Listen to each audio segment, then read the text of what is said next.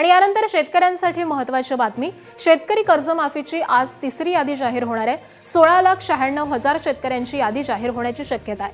आतापर्यंत कर्जमाफीची योजनेत प्राप्तिकर भरणाऱ्या 94,000 आणि अन्य कारणांनी 46,000 म्हणजेच 1,40,000 शेतकऱ्यांना वगळण्यात आल्यानंतर ही यादी जाहीर होणार आहे। राज्य सरकारने 2 लाखांपर्यंतचं शेतकऱ्यांचं कर्ज हे माफ केलंय। आमच्या शेतकऱ्यांना आम्ही कबूल केलं होतं विधानसभेच्या वेळी की शेतकऱ्यांना आम्ही कर्जमाफी देऊ। खरं म्हणजे कुठलीही निवडणूक समोर नव्हती, सगळ्या निवडणुका आम्ही जिंकलो होतो, पण केवळ निवडणुकीकरता राजकारण करायचं नाही तर लोकांच्या करता राजकारण करायचं, शेतकऱ्यांकरता राजकारण करायचं।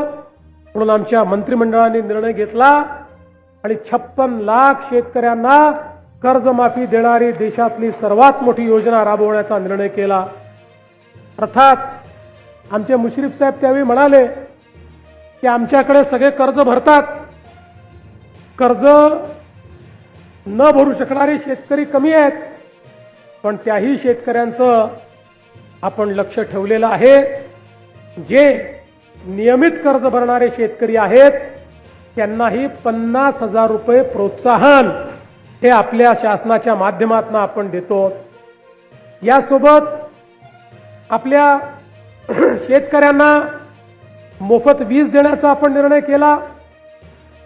आज दरवर्षी राज्य सरकारच्या तिजोरीतून 25,000 कोटी रुपये वीज मंडळाला आम्ही देतो आणि शेतकऱ्यांकरता मोफत वीज त्या ठिकाणी खरेदी करतो। आणि एवढंच नाही तर लोक, विशेषतः आमचे शेतकरी हुशार आहेत, ते म्हणाले साहेब ठीक आहे तुम्ही आता तर वसूल करत नाही, पण आमची जुनी थकबाकी आहे त्याचं तुम्ही नेमकं काय करणार आहात? नाही तर 5 वर्षांनी परत आमच्या डोक्यावर तलवार की तुमची 2022 ची थकबाकी, 2020 ची थकबाकी, 21 ची थकबाकी। राज्य सरकारने निर्णय केला आणि शेतकऱ्यांची 58,000 कोटी रुपयाची थकबाकी एक रकमी माफ करायचा निर्णय आपण केला।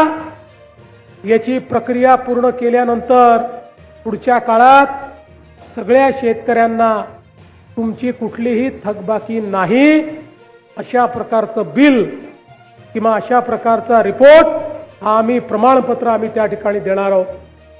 यासोबत सौर कृषी वाहिनी योजना आपण लागू केली।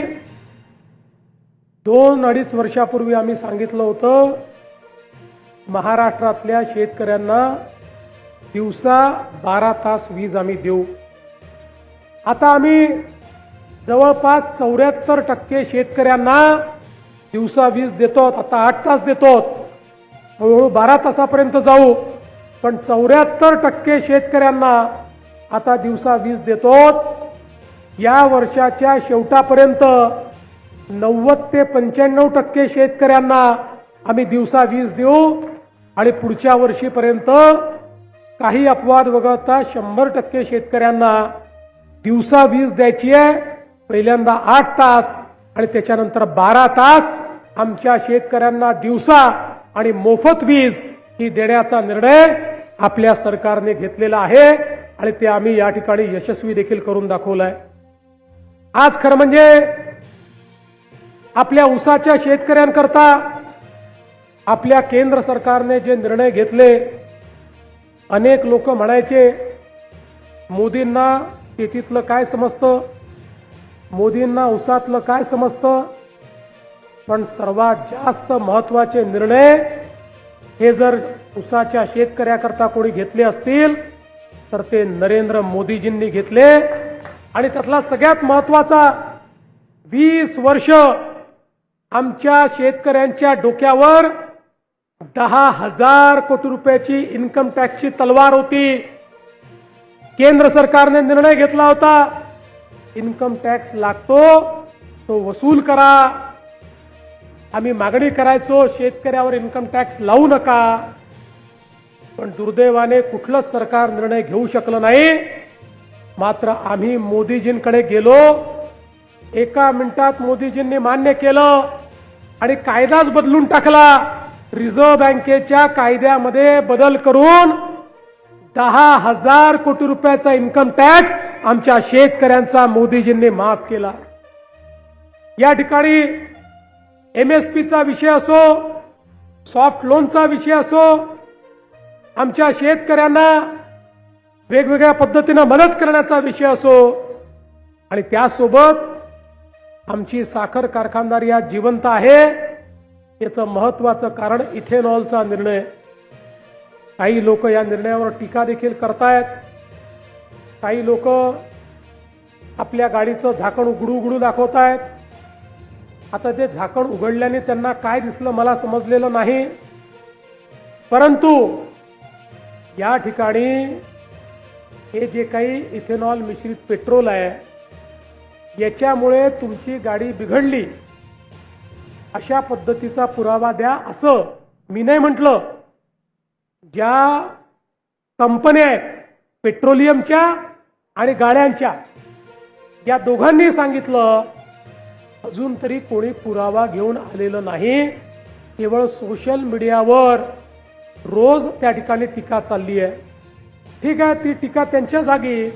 पण आज मला सांगा, मुश्रीफ साहेब तुम्ही कारखानदारीत आहे, कोरे साहेब तुम्ही कारखानदारीत आहे, मला सांगा इथेनॉलचा निर्णय झाला नसता तर या महाराष्ट्रात आणि भारतामध्ये साखर कारखानदारी जिवंत राहिली असती का?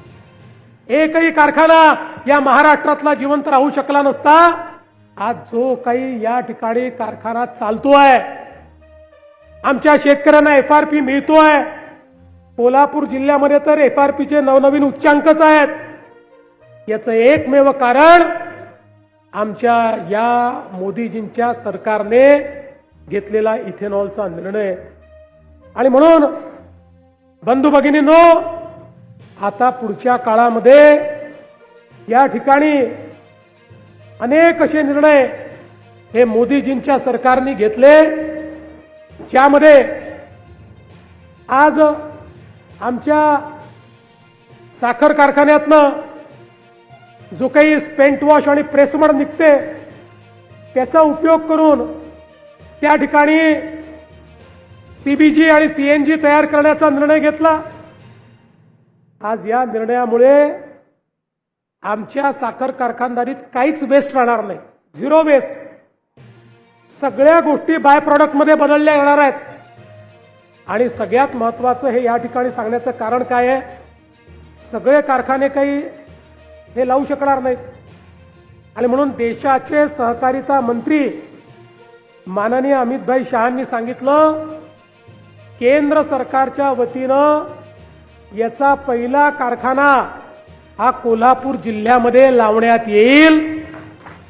आणि सगळे कारखाने पेंट वॉश आणि प्रेसमड हे तिथे आणू शकतील, त्यातनं व्हॅल्यू चेन तयार करू शकतील आणि त्यातनं ॲडिशनल पैसा जमा करून तो पैसा आपल्या FRP करता, साखर कारखानदारी करता त्या ठिकाणी वापरू शकतील. दुसरा महत्त्वाचा निर्णय महाराष्ट्राकरता हा सहकारिता मंत्री अमितभाई शहांनी केला. ज्यांच्याकडे जुने साखर कारखाने आहेत त्यांना माहिती असेल, एक काळी साखर कारखाना म्हटला की पुण्याजवळची भारत हेवी त्याच ठिकाणी मशिनरी तयार व्हायची.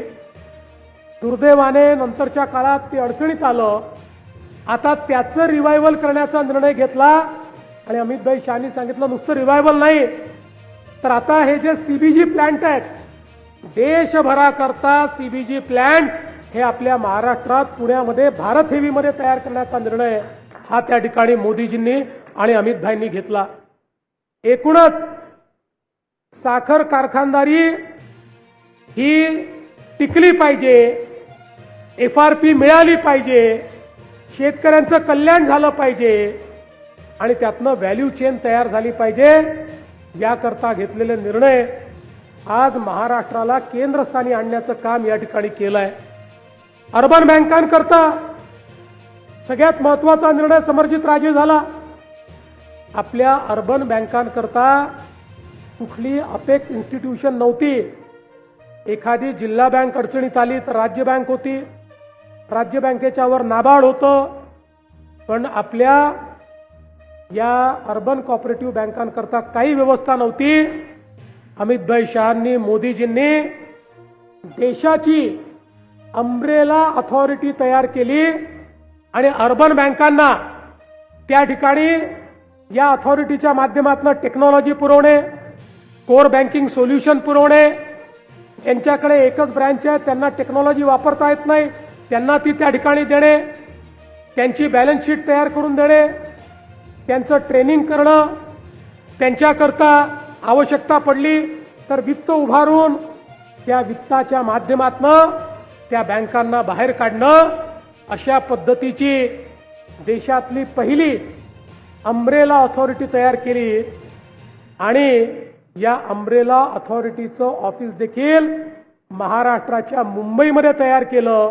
आणि एवढंच नाही तर देशाचं सेंट्रल कॉपरेटिव्ह रजिस्ट्रारचं ऑफिस जे दिल्लीमध्ये होतं, ते ऑफिस देखील पुढच्या 4 महिन्यामध्ये पुण्यामध्ये तयार होत आहे. म्हणजे संपूर्ण सहकार जो या महाराष्ट्रात